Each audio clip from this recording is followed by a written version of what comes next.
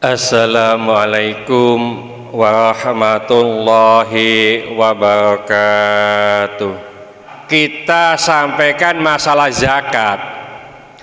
Tepat sekali karena ini bulan Ramadan dan juga di akhir bulan Ramadan. Nah, zakat apa sih yang wajib atau barang yang wajib dizakati? Itu kalau orang perumahan sini, ini perumahan apa itu Pak? Grand City Park ya, ini tidak ada yang punya hewan ternak ya, jadi dibahas percuma. Tapi kalau ada yang punya hewan ternak itu ada zakatnya kalau sudah satu nisab. Lalu ada lagi yang namanya zakat tanaman, jadi makanan pokok, ada jagung, ada sagu, ada padi dan seterusnya. Ada lagi zakat buah-buahan. Zakat buah-buahan itu hanya dua, kurma sama anggur. Yang punya keres juwet tidak usah dizakati ya. Punya mangga umpamanya 10 hektar tidak usah dizakati. Enak kalau gitu, sakmono kae. Punya anggur hanya 1 hektar zakati. Iya, cuma nanti kalau jual beli itu zakatnya di sana, namanya zakat perniagaan. Ada lagi zakat emas perak ya, ibu-ibu ini.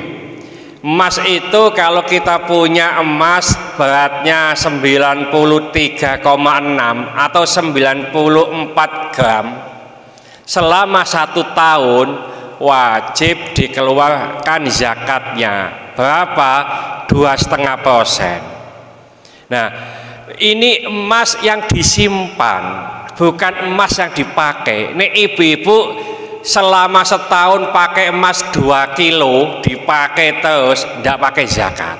Masih 2 kilo, tuku kalung, melakune tunuk-tunuk ngono ya. Tapi kalau disimpan ya selama 1 tahun itu wajib dizakati. Termasuk tadi hewan ternak itu kalau di kandang, punya hewan ternak 300 di kandang dikasih makan, tidak pakai zakat. Yang dizakati yang dilepas, diternak ya, digembalakan, itu yang dizakati. Nah, ada lagi umpamanya padi ya, ini zakatnya tiap panen. Jadi 1 kali panen, tidak tiap tahun. Kalau panennya 1 tahun 3 kali di suku Asri, itu masjidnya mepet pesawahan. Sana rumahnya kan mewah-mewah Pak, mepet sawah ya. Nah, itu setahun minimal 3 kali panen. Nah, itu kalau kita punya sawah di sana, itu zakati tiap panen berapa? 10%. Artinya 10 karung zakatnya 1 karung. Itu kalau tada udan. Kalau desel, kalau sana tidak pakai desel Pak, di desel dan seterusnya zakatnya itu 20 karung itu satu apa? 1 karung. Artinya 5% ya. Nah, ada kasus umpamanya pernah saya bikin konten YouTube. Saya punya tanah di sana sawah, lalu ada Pak Fulan yang garap. Nah, ini yang mengeluarkan zakat yang mana? Nah, ini eker-ekeran, ipo-ipo yang jenenge konten Pak ya. Nah, yang wajib mengeluarkan zakat itu yang punya wene, punya bibit ini yang wajib zakat. Saya punya tanah, terus saya yang kasih bibit, maka saya yang kasih zakat. Nah, yang garap ini seakan-akan pegawai saya. Kalau yang punya bibit itu yang garap Pak Fulan tadi, maka dia yang mengeluarkan zakat. Seakan-akan saya itu hanya menyewakan lahan. Jadi yang punya bibit. Ada lagi zakat barang temuan. Ada lagi zakat barang tambang. Nah, ini jarang kita lakukan. Nah, pada umumnya zakat itu dibagi menjadi dua, zakat mal sama zakat fitrah.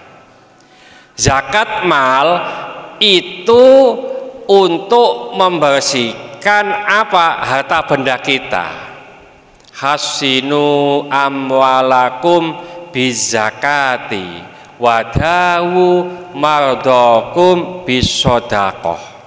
Ya, bersihkan harta bendamu dengan zakat, lalu sembuhkan penyakit-penyakitmu dengan sodakoh. Jadi zakat ini untuk membersihkan harta benda kita, zakat mal. Ada lagi ulama mutakhirin dengan fikih kontemporer, fikih kekinian, ya, yang dipelopori oleh Syekh Yusuf Al-Qadawi. Ya, kalau di Masjid Al-Akbar itu biasa dikaji oleh Profesor Zahra. Itu fikih kekinian. Itu ada zakat profesi. Kalau di kitab-kitab lama semacam ini tidak ada zakat profesi. Karena ada sebagian ulama yang mengatakan, ya, ini namanya Al-Ghazali, bukan Imam Al-Ghazali itu. Orang tani itu penghasilnya berapa sih? Itu wajib zakat. Nah, masa dokter, insinyur, sing penghasilannya lebih besar itu nggak pakai zakat, maka dikiaskan dengan itu ada zakat profesi. Nah, zakat profesi ini dikiaskan dengan zakat emas. Jadi kalau emas itu 94 gram. Kalau emas itu harganya 1 juta, umpamanya 1 gram. Berarti kalau 1 tahun penghasilannya 94 juta, maka wajib zakat 1 tahun. Berarti 94 dibagi 12, Pak. Berapa itu? 6,5 atau 7 juta. Begitu umpamanya, ya. Jadi kalau 7 juta ke atas 1 bulan itu wajib zakat. Ustadz, yang saya ini penghasilannya UMR 4,5 juta, berarti belum wajib zakat, gitu. Jadi aku ki dong zakat profesi nopo ini. Dilihat kalau belum 1 nisab, ya nggak usah zakat, dikeluarkan namanya sodako. Berapa? 94 juta dibagi 16, bagi 12. Ya, semacam itu. Nah, ini zakat mal. Lalu ada zakat fitrah. Yang namanya zakat fitrah itu untuk membersihkan badan. Nek tadi membersihkan apa? Membersihkan harta benda. Nah, jiwa ini belum dibersihkan. Nah, keterkaitan zakat fitrah itu dengan puasa. Oleh karena itu kalau sebagian ulama mengatakan orang puasa belum zakat fitrah, maka puasanya masih mu'allak, masih tergantung, belum diterima. Ya, umpamane ana wong ngirim surat ngono gono perangkone, Pak. Ya ndonggone bis surat wae. Umpamane ana wong SMS ngono gono pulsae, ya gak iso kirim. Umpamane wong WA ngono gono data internete, ya sik bundel wae, Pak, gak cawang. Nah, puasa itu bisa nyampe kepada Allah dengan zakat fitrah. Di samping itu zakat fitrah itu untuk apa? Untuk membersihkan jiwa. Nah, di sini disebutkan kok sawane gak maca hadis blas yo gak enak kan gitu loh. Ini tadi saya bawa kitab-kitab opo gitu. Ya, karena pembahasannya luas. Coba kita baca Bismillahirrahmanirrahim. Ani bani Umar radhiyallahu anhuma qala, dari Ibnu Umar, mudah-mudahan Allah meridhoinya keduanya, ia berkata, farada Rasulullah sallallahu alaihi wasallam, Rasulullah sallallahu alaihi wasallam mewajibkan apa? Zakatal fitri, zakat fitrah, so'an min tanrin, satu sok dari tamar. Tamar itu adalah kurma kering, ya, au so'an min syairin, ya, atau satu sok gandum. Kepada siapa? Alal abdi, untuk hamba sahaya, wal huri, untuk orang merdeka, wadzakari wal untha, baik laki-laki maupun perempuan, wassogiri wal kabiri, baik kecil maupun besar atau tua, minal muslimina, dari orang Islam. Wa amara biha, dan diperintahkan untuk zakat itu antu'addi qabla khurujin nasi ila sholati, dikeluarkan, ditunaikan sebelum orang-orang ini keluar untuk sholat id, mutafakun alaih. Zakat fitrah itu wajib dikeluarkan oleh siapa? Semua orang Islam. Sekali lagi, semua orang Islam, baik kecil si cendil, ngerti cendil lah, ya, cendil itu anaknya teko saking cuwilike, Pak, ya, dewasa atau tua, ini wajib mengeluarkan zakat fitrah selama di pagi hari, malam hari raya sama siang hari raya itu ada yang dimakan, itu wajib. Nek gono siji pangan, Pak, melarat nemen, itu ndak wajib, ya. Insya Allah kalau orang sini wajib, ya, karena lebih dari mampu. Nah, bagaimana kalau bayi yang lahir itu apa wajib zakat fitrah? Selama bayi itu lahir belum maghrib nanti umpamanya sudah takbiran itu, ya, belum maghrib, itu wajib, karena bayi ini lahirnya masih di bulan Ramadan, ya, mulai tanggal 1 Ramadan atau sebelum Ramadan, pokoknya sebelum hari raya. Itu hari raya itu dimulai ketika takbiran itu, maghrib itu. Nah, sebelum itu kalau lahir wajib dizakati fitrah. Kalau setelah, ya, maghrib, Bu, sampean durung lahirno? Durung, Pak. Iki sik buka 18 sian iki sian. Buka 18 buka piro ngono. Ya, mau melahirkan, ya. Akhirnya keluarnya itu setelah maghrib, pas adzan itu, ini tidak wajib, ya. Jadi semuanya. Lalu zakat fitrah itu diperkenankan dikeluarkan mulai tanggal 1 Ramadan. Jadi tanggal 1 Ramadan itu boleh dikeluarkan zakat fitrah. Yang wajib, ya, saat wajib itu ketika selesainya Ramadan, yaitu waktu takbiran itu. Jadi setelah maghrib itu wajib, ya, waktu wajib. Waktu sunnah, sebenarnya sunnah sama wajib itu bagus sunnahnya ini, Pak. Jadi waktu yang terbaik itu adalah setelah sholat subuh sampai waktu diadakan sholat Idul Fitri, itu waktu terbaik. Cuma nek waktu itu ribet, ya. Nah, umpamanya kita ke panitianya juga ribet. Jadi ini zakat fitrah. Nah, siapa yang wajib mengeluarkannya itu? Begini, yang wajib mengeluarkan zakat fitrah itu adalah orang yang menanggung orang lain.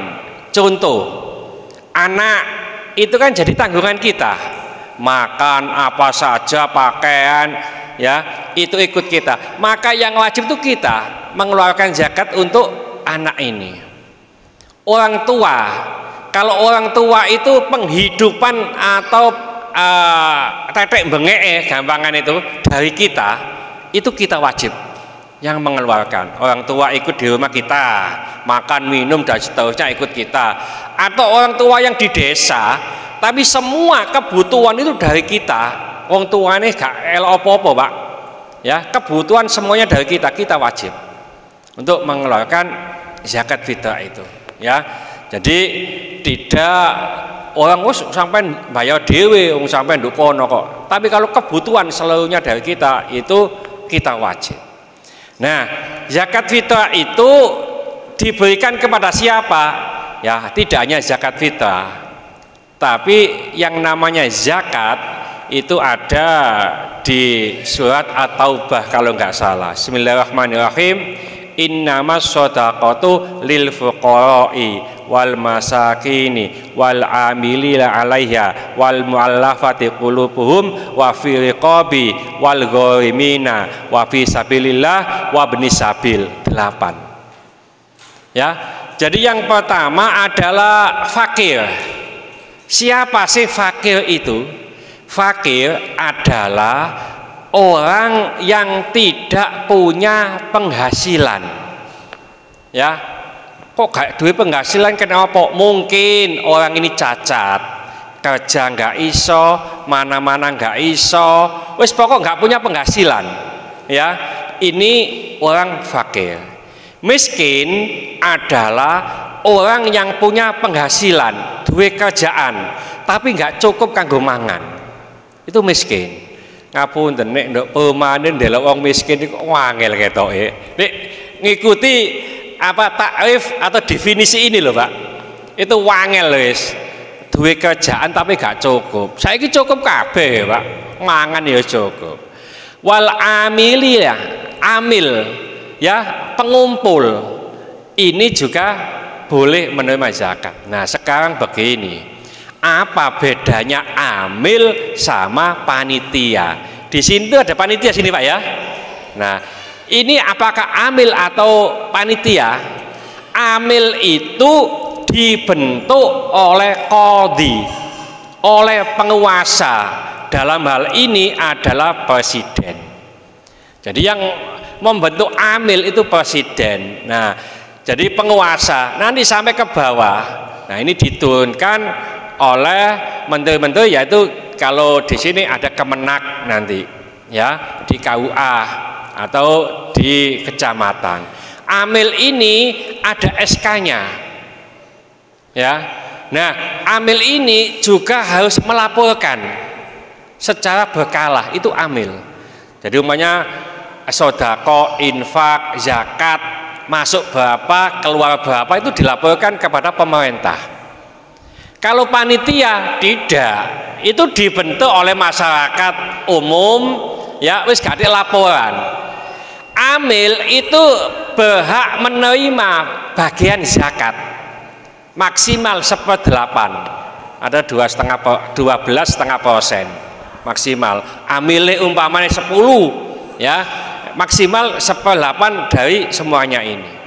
Ya, panitia ngapunten, tidak boleh menerima atau mengambil dari barang zakat yang dizakatkan. Panitia sus kadung ini apa yus biyen.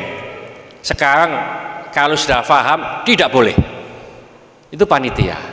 Nah, bedanya panitia sama amil yang lebih mendalam adalah amil itu wakil mustahik. Jadi amil itu wakil penerima zakat. Amil itu. Panitia wakil muzaki, wakil yang zakat. Jadi ngapunten, ini ada orang memberikan zakat fitrahnya ke panitia. Sudah, Pak, ini zakat saya, ya, atas nama ini sudah. Panitia kok teledor, tidak memberikan zakat fitrah ini kepada yang berhak menerima sampai sholat id, dosa. Dan orang ini belum zakat. Jadi orang ini belum zakat karena diserahkan kepada panitia. Oleh karena itu panitia kalau zakat fitrah upayakan sebelum sholat id itu sudah didistribusikan ke yang berhak menerima. Kalau amil beda. Amil itu wakil dari mustahik atau penerima zakat. Saya kirim zakat fitrah saya ke amil. Sudah. Berarti saya sudah lepas. Artinya saya sudah zakat. Kalau saya ke panitia, saya itu belum zakat. Karena panitia belum memberikan kepada mustahik atau penerima zakat. Ya. Nah, si amil ini umpamanya sibuk atau belum ada waktu memberikan zakat fitrah kita seminggu yang akan datang, tidak apa-apa. Karena dia sudah wakil dari penerima zakat. Terus ada lagi ini di desa Pak, umumnya ya. Saya nggak ngamuk kalau desa itu, tapi kita kasih pengertian. Zakat fitrah berupa beras itu biasanya dibongkar, dicampur jadi satu, terus ditimbang. Itu kalau panitia tidak boleh. Ya, boleh jadi nanti umpamanya ada orang miskin lalu bayar zakat fitrah ke panitia, dicampur di situ. Terus dikasihkan lagi, itu menerima zakatnya sendiri, dia tidak boleh. Kalau amil boleh, karena amil itu sudah wakil dari penerima zakat, sudah dicampur tidak apa-apa. Kalau amil barang rusak, umpamanya sampai rusak, umpamanya amil tidak bermasalah, ya artinya tidak harus mengganti, tapi panitia wajib mengganti. Jadi ada Idul Fitri. Idul Fitri itu artinya apa Pak? Idul itu kembali, Fitri itu suci gitu ya. Nah ini salah kaprah ya. Fitri itu dari kata iftar, itu berbuka ya, jadi kembali berbuka maksudnya. Sing biasane poso iki oleh gak poso, itu Idul Fitri. Nek suci itu fitrah. Makanya zakat fitrah atau zakat fitri boleh ya, tapi umumnya kalau di desa makan zakat fitrah ya, itu untuk membersihkan, mensucikan. Dari Idul Fitri itu kembali berbuka. Nah ada unen-unen begini, laisal id liman labisal jadid, innamal id ta'atu tazid. Sesungguhnya ya tidaklah Idul Fitri itu adalah pakaian bagus ya, berbaju bagus, tapi Idul Fitri itu sejatinya adalah tambahnya keimanan kita, ketaatan kita. Namanya Idul Fitri itu di bulan Syawal. Syawal itu artinya peningkatan. Jadi ini iso apa saja yang dilakukan di bulan Ramadan itu ditingkatkan di bulan Syawal. Ya. Nah, wah nggak iso Ustadz, kalau di puasa itu tahajudnya saya itu sampai berpuluh-puluh ya. Nah, kalau nggak bisa meningkatkan amal ibadah yang ada di Ramadan, minimal meningkatkan amal ibadah sebelum Ramadan. Di bulan-bulan sebelum Ramadan itu, umpamanya di Rajab, di Sya'ban itu meningkat. Nah, Rasulullah Sallallahu Alaihi Wasallam itu memberikan terapi di bulan Syawal dengan puasa Syawal. Ini kan kalau kita di Ramadan itu puasa sebulan penuh. Nah supaya nggak lepas begitu saja, ada terapinya, yaitu puasa Syawal. Man shoma Ramadana, ya barang siapa yang berpuasa bulan Ramadan, tsumma atba'u sittan min Syawalin, lalu diikuti dengan 6 hari di bulan Syawal, kana kasiyamid dahri, seperti puasa 1 tahun. Jadi Bapak Ibu, mari puasa Ramadan, nanti puasa 6 hari Syawal, itu seakan-akan puasa 1 tahun penuh. Kalau di dalam kitab Duratun Nasikhin itu ada ulama yang menafsirkan begini, puasa Ramadan itu umumnya 30 hari, katakan begitu, karena 1 bulan begitu umpamanya. Nah 30 hari itu di dalam hadis disebutkan wal hasanatu bi asyri amsalihha, satu kebaikan itu dilipat gandakan 10. Jadi kalau 30 dilipat gandakan 10 menjadi 300. Lalu kita puasa 6 hari, berarti 60, sama saja puasa 360 hari. Nah 360 hari itu sama saja dengan 1 tahun, begitu. Nah ibu-ibu begini, umumnya ibu-ibu itu kalau Ramadan itu punya utang gitu Bu ya. Ada yang nggak punya hutang? Saya nggak punya hutang itu biasa nih wis ambu balsem ya, nek saya ambu parfum ngono ku ya, itu saya duwe utang ya. Nah kalau punya hutang puasa terus ada puasa Syawal, yang didahulukan yang mana ini? Syawal dulu atau nyawa dulu? Biasanya ibu-ibu napa ini? Nyawa atau poso Syawal dhisik? Ini bapak-bapak wis gak diutang Pak ya, gitu loh. Nyawa dulu ya atau Syawal dulu? Begini, secara umum mayoritas ulama itu menganjurkan kodok dulu, nyawa dulu. Kenapa? Karena eksistensinya nyawa, kodok itu wajib, puasa Syawal itu sunnah. Logikanya begini, logika. Umpamanya istri saya, ngapunten saya contohkan, punya hutang puasa 6 hari. Nah istri saya ini tidak ngodok dulu, umpamanya puasa Syawal dulu 6 hari. Setelah puasa Syawal 6 hari, naudzubillah tsumma naudzubillah, meninggal, berarti belum nyawa poso. Dosa atau tidak? Dosa atau tidak dia? Dosa, karena dia belum nyawa poso, wajib ini. Saya balik, istri saya punya hutang 6 hari ya, belum puasa Syawal 6 hari, dia nyawa 6 hari dulu. Setelah nyawa 6 hari mati, belum sempat puasa Syawal. Dosa atau tidak? Tidak, karena sunnah. Itu logikanya ya.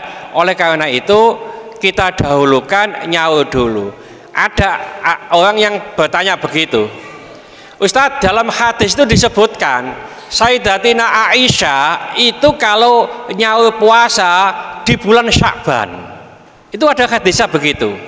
Nah ini kadang-kadang digecoi, dipegangi, dipakai dasar ibu-ibu apa wis gak apa-apa engko wae begitu. Padahal usia kita itu kita tidak tahu. Faida jaa ajalahum la yastakhiruna sa'ata wa la yastaqdimun. Ya, kalau ajal itu datang ndak iso diundono, ndak iso dimajukan. Ya. Begini, dalam riwayat itu ada namanya Yahya. Yahya menyampaikan, kenapa Sayyidatina Aisyah itu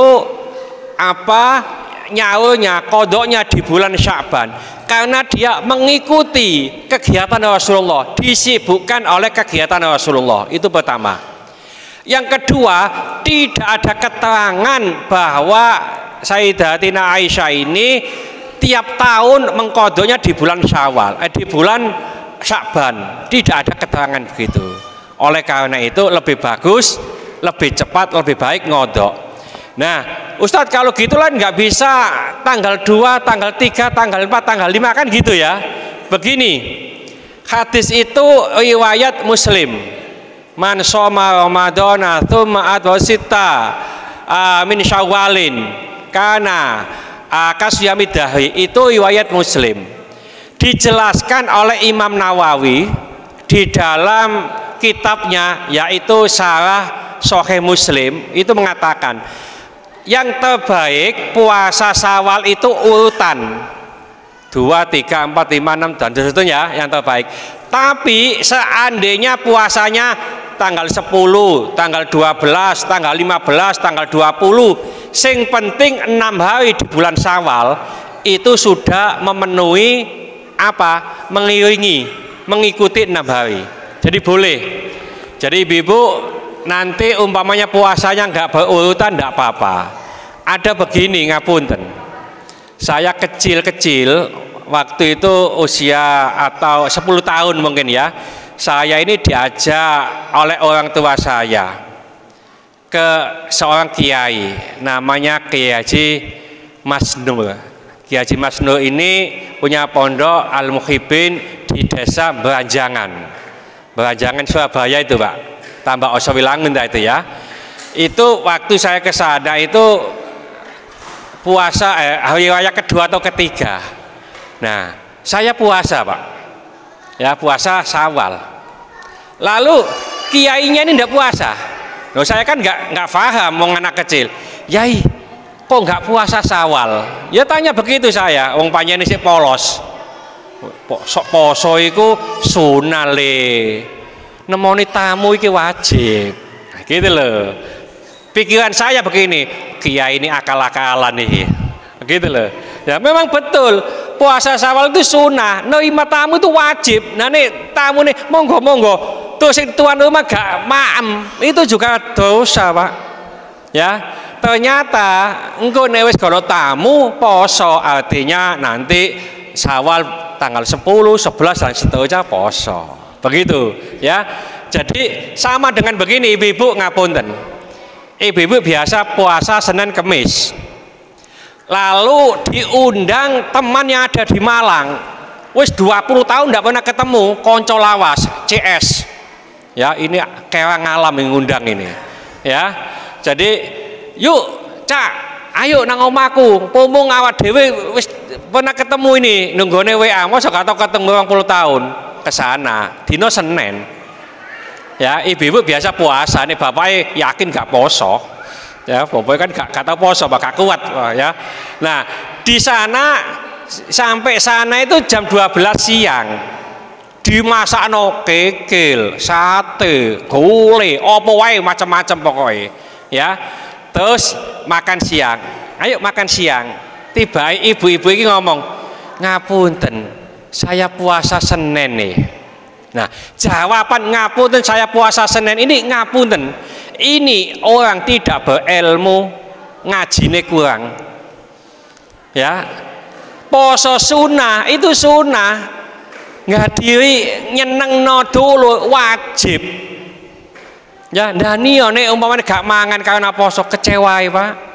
Tapi nek mangan ya dilahap itu sewenange wajib itu. Ya, jadi kalau diundang begitu lebih bagus nggak poso. Oleh karena itu ngapunten ibu-ibu, nek poso Senin Kemis, bapak nek ana ndok omah wajib minta izin. Ya, jadi ibu-ibu kalau poso Senin Kemis, bapak kok bae ndok omah wajib, Pak, saya besok tak poso ya, begitu. Ya Bu, sampean poso gak apa-apa. Nah, ibu bapak kan wis apa wong minta izine dalu Pak, soalnya wis dikei wis gak butuh wisan Bu. Nah, poso ngapunten jam 5 ya semacam jam sekian ini bapak kepengin, Bu, tolong Bu, aku kepengin Bu, aku mau metu nang nggone Indomaret ketok cewek wis wayune gak betah, kepengin Bu teman. Pak, iki jam 5 kurang didik, mosok gak iso dicepitno lawang ngono ta Pak, ngono lho umpamane ya, cepitno lawang ngono.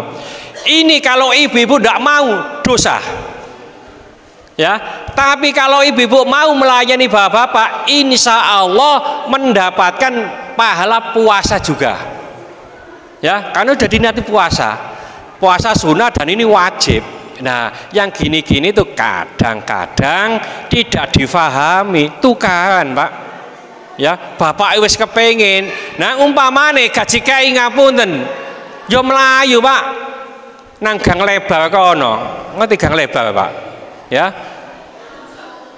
tutup ya, oh berarti paham berarti Ya, jadi Melayu no malah dosane tambah gak pas ya. Ada pertanyaan mungkin ya? Ya monggo. Penuh zakat ya. Jadi fakir miskin kalau secara definisi sesungguhnya wangel, makanya bisa digeser Pak. Fikih itu bisa menyesuaikan keadaan. Ya, umpamane ngapunten saya keluar sedikit ya. Saya kalau sholat syarat sahnya sholat harus suci dari hadas kecil, berarti saya harus wudhu. Sedangkan oleh dokter saya ini tidak boleh wudhu, maka digeser tayamum, semacam itu ya. Jadi bisa ada kondisi. Nah seperti polisi cepean, security dan seterusnya dipandang lebih pantas daripada diantara kita, monggo. Kok umpamane ngapunten ya, disesuaikan dengan divisi ini tidak ada. Contoh goim ya, semuanya apa warga ini goim kabeh Pak, duwe utang ya, lah nyicil ya Pak ya, omah nyicil, Sukoharjo itu nyicil, wes saiki gak diutang aku omah, mobil. Itu tetap goim ae. Bukan itu namanya goim. Goim itu adalah orang yang berhutang untuk makan. Karena nggak cukup tadi penghasilannya nggak cukup, makanya sampai utang, itu goim. Nah itu boleh dapat. Nah nek ngono saiki sakmene kabeh oleh kabeh goim kabeh. Nah itu tidak masuk ke situ ya jadinya. Jadi itu boleh digeser ke situ karena lebih layak diantara kita. Ya lebih layak diantara kita. Ya. Lalu yang selanjutnya apa tadi? Zakat profesi. Zakat profesi itu gini. Saya katakan tadi itu kalau sudah satu nisab, katakanlah kalau satu emas sekarang ini 1 juta maka 94. Nah satu nisab itu kalau sudah kita itu dapat 94 juta satu kaul 1 tahun ya. Nah itu baru apa dikeluarkan zakatnya. Cara membayarnya cara dulu ya. Ini boleh satu apa ya, dimulai apa puasa sampai puasa ya, ini 1 kaul umpamanya, ini boleh, atau ditakjil, disegerakan tiap bulan boleh. Nah yang dimaksud itu begini sebenarnya ya. Jadi ada yang mengatakan itu sudah dikurangi dengan kebutuhan ya, ada yang mengatakan masih kotor. Yang terbaik adalah yang masih kotor, karena yang dizakati itu kan yang masih kotor itu belum dipakai apa-apa itu. Nah jadi kalau umpamanya ngapunten, kalau satu bulan itu 10 juta namanya ya, sudah dipastikan 1 tahun itu 120, ini wajib zakat ya. Nah itu sudah diwajibkan, artinya bulan ini saya keluarkan monggo, tidak apa-apa, namanya takjil. Jadi tiap bulan mengeluarkan 2,5%. Gampangane nek 1 juta ya 20.000, nek 10 juta ya berapa itu? 250 ya. Nah itu. Jadi kalau 10 juta. Jadi kalau umpamanya gajinya mek 5 juta begitu aja 1 bulan, itu belum zakat. Ya. Jadi belum 1 nisab. Enggak usah khawatir. Insya Allah di sini tidak ada yang zakat kok. Ya, Sukoharjo sana juga tidak ada yang zakat itu. Ya, kalau ini profesi beda dengan zakat perniagaan. Ya, itu mungkin di sini ada karena dia pengusaha. Ya, itu jadi zakat jual beli dan seterusnya. Itu ada. Jadi kita pilih aja Pak. Umpamanya di tempat kita saja, di tempat kita yang memang kehidupannya itu sangat memprihatinkan, monggo ya dikasih zakat tidak apa-apa ya, umpamanya memprihatinkan. Ada lain mungkin ya, nggih mau sesepuh nggih. Ya gini, jadi ini ada kasus orang tua puasa ke-20 meninggal. Kalau mulai tanggal 1 sampai 20 ini puasa terus, maka nggak usah dikodok. Kalau nggak puasa, maka yang berhak mengkodok adalah ahli warisnya. Jadi mengkodok ahli warisnya ini, ya. ada sebagian ulama yang memperbolehkan ya hanya membayar fidyah, ya hanya membayar fidyah. Terus masalah zakat fitrah yang wajib bayar zakat fitrah, ya karena dia hidup waktu di bulan Ramadan.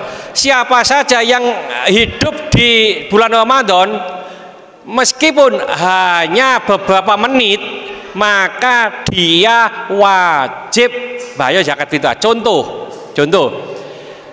ini nanti bulan Ramadan tanggal 1 Ramadan itu dimulai maghrib Pak ya. Nah, orang ini meninggalnya jam 6, maghribnya setengah 6, maka dia wajib ikut zakat fitrah karena dia pernah hidup di bulan Ramadan. Ya, sama dengan tadi anak lahir hari raya waktu takbiran sebelum maghrib, ya maghrib kurang dikit itu lahir, wajib zakat fitrah karena dia hidup pada bulan Ramadan. Kalau lahirnya itu pas adzan itu enggak. Ya itu Pak ya. Sebenarnya mau kita jelaskan cuma masalah puasa. Coba ini dulu nanti kalau ada saya terangkan ya nih. Ya. Monggo. Sebenarnya sudah saya sampaikan awal-awal enak, jadi kita diskusi. Ya enggak apa-apa. Bebek itu tidak wajib dizakati, ya. Kuda itu tidak wajib dizakati, ya. Jadi ada sapi, ada ibili, ada unta, ada kambing, ya kerbau itu wajib zakat, ya. Lalu zakat profesi, umpamanya komisi dan seterusnya, atau gaji pokok atau tunjangan, tidak gaji Pak, penghasilan. Iya penghasilan, bukan gaji pokok atau penghasilannya berapa? Yaitu ada penghasilan, ada ini, ya yang jadi penghasilan, bukan gaji pokoknya, bukan gaji. Nah, ya, jadi penghasilan, bukan gaji pokok, ya. Iya, ya, pokok gak korupsi gitu loh ya. Terus zakat fitrah tadi ya dipotong. Pensiunan sama penghasilan. Kalau penghasilan ngapunten, pensiunan itu nggak sampai 4 juta atau 5 juta Pak. Wah beda kalau sampai 10 juta lah. Gajinya sih nyampe, tapi pensiunan boleh gitu loh. Ya, insya Allah penghasilan pokoknya, entah pensiunan apa dan seterusnya. Ya, terus dipotong, termasuk nanti ada zakat fitrah itu pakai uang sama pakai beras, contoh umpamanya gitu ya. Ini menurut 3 madhab Syafi'i, madhab Hambali, madhab Maliki, 3 madhab ini mewajibkan pakai makanan pokok. Yang pakai uang itu hanya madhab Hanafi. Ya, beliau mengumpamakan karena orang melawat itu tidak butuh beras saja, butuh LPG, butuh apa dan seterusnya itu. Ya, jadi hanya madhab Hanafi. Madhab 3 ini tetap pakai beras ya, wallahu alam ya. Nah, umpamanya sing ngirim beras ya diterima monggo, sing uang ya terima monggo ya. Jadi ikut madhab beda-beda tidak apa-apa ya. Ya dipotong tadi tidak apa-apa, pakai uang tadi pakai madhab Hanafi ya. Jadi masih diperkenankan ya. Nah begini saya lanjut sedikit. Ini masalah puasa sedikit ya. Anak kecil tidak puasa, tidak wajib qadha, tidak wajib fidyah. Kecuali anak-anak yang sudah balik. Anak-anak yang sudah balik tidak puasa, wajib qadha, tidak fidyah. Lalu ibu haid wajib qadha, tidak fidyah. Ibu-ibu nifas baru melahirkan wajib qadha, tidak fidyah.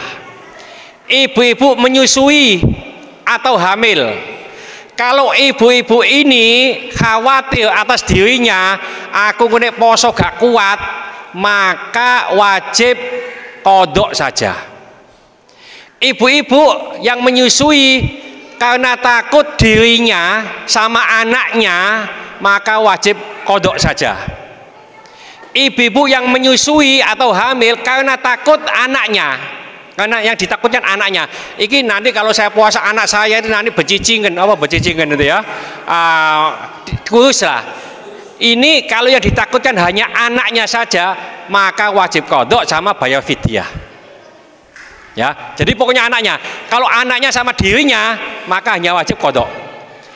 Terus orang sakit kalau sakitnya ini dirasa tidak bisa sembuh, umpamanya kalau sembuh ya, terus tetap gak kuat poso, jarene dokter umpamanya punya emah akut, wis sampai nanti poso wis gak oleh dokter umpamane ya, maka hanya wajib bayar fidyah ya, ndak qadha ya. Kalau sakitnya ini dimungkinkan bisa sembuh, sakit panu umpamane ya, sakit gigi ya, atau sakit apa yang waktu itu nggak puasa ya, terus nanti sembuh, nah ini wajib qadha, nggak boleh bayar fidyah. Orang tua ya, ini kalau nggak mampu untuk puasa, saya ini tua Pak, lebih tua daripada anak saya ya, ya betul ya, ya gitu, tapi masih sehat, tua tapi sudah nggak sehat Pak, nggak mampu untuk puasa, saiki poso gak mampu, nanti bulan Syawal juga gak mampu, hanya wajib bayar fidyah ya, ndak usah qadha. Orang gila, nek gila epok-epokan ini wajib qadha, nek gila temenan gak wajib qadha, gak bayar fidyah. Nek sampean kepengin gak bayar fidyah, gak bayar qadha, sampean gila. Tak kei contoh gampang gila ku, sampean umpamane nek bengesan Bu, nek sisiran di kaca sampean guyu dhewe, mari ngono gak di kaca mepet tembok guyu dhewe, iso gila lama-lama nanti ya. Itu sudah nggak wajib poso, nanti gak wajib sholat sampean nanti ya. Jadi ini kurang beberapa menit ya, ngapunten nggak cukup sebenarnya, materinya masih banyak ini Pak. Saya siapkan banyak masalah sholat sendiri, kasus-kasus sholat ya, umpamane Jumatan nek apa khotibe kudu nguyu nek apa, khotibe nek semaput nek apa, ini banyak kasus, atau puasa dan seterusnya ya. Insyaallah kapan-kapan nanti kita bahas selanjutnya kasus ya. Jadi kasus-kasus ya itu lebih pas ya. Mudah-mudahan sedikit ini dibarengi hidayah oleh Allah Subhanahu wa taala. Mudah-mudahan segala hajat kita dikabulkan Allah, segala kesulitan kita dibantu oleh Allah. Mudah-mudahan anak-anak kita menjadi anak soleh solihah, taat kepada Allah, patuh dan nurut kepada orang tua. Ya Allah kasih keturunan, mudah-mudahan keturunan yang soleh solehah. Ya Allah kasih jodoh, mudah-mudahan jodoh yang soleh solehah.